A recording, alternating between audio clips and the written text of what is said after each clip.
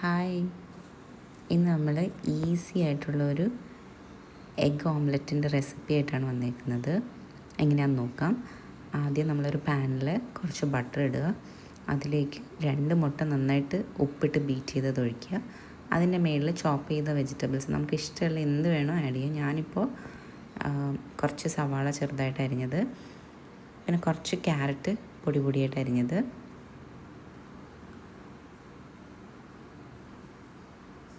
പിന്നെ കുറച്ച് ക്യാപ്സിക്കവും ടൊമാറ്റോയും ചെറുതായിട്ട് അരിഞ്ഞത്. ഇത്രയും ഞാനിപ്പോൾ ചേർക്കുന്നുള്ളൂ. നിങ്ങൾക്കിപ്പോൾ സ്വീറ്റ് കോൺ ഇഷ്ടമാണെങ്കിൽ അത് ആഡ് ചെയ്യാം. അങ്ങനെ നിങ്ങൾക്ക് ഇഷ്ടമുള്ള ഏത് വെജിറ്റബിൾസ് ആണോ അതെല്ലാം ആഡ് ചെയ്യാം. ഇനി അതിൻ്റെ മേളിൽ കുറച്ച് ചീസും കൂടി ആഡ് ചെയ്യുക. അങ്ങനെ നമ്മുടെ ഓംലെറ്റ് റെഡിയാണ്. നല്ല ടേസ്റ്റി ആയിട്ടുള്ള ഒരു ഓംലെറ്റാണ്. എല്ലാവരും ഒന്ന് ട്രൈ ചെയ്ത് നോക്കുക. ഡയറ്റൊക്കെ ചെയ്യുന്നവർക്ക് ബെസ്റ്റ് ഓപ്ഷനാണ്.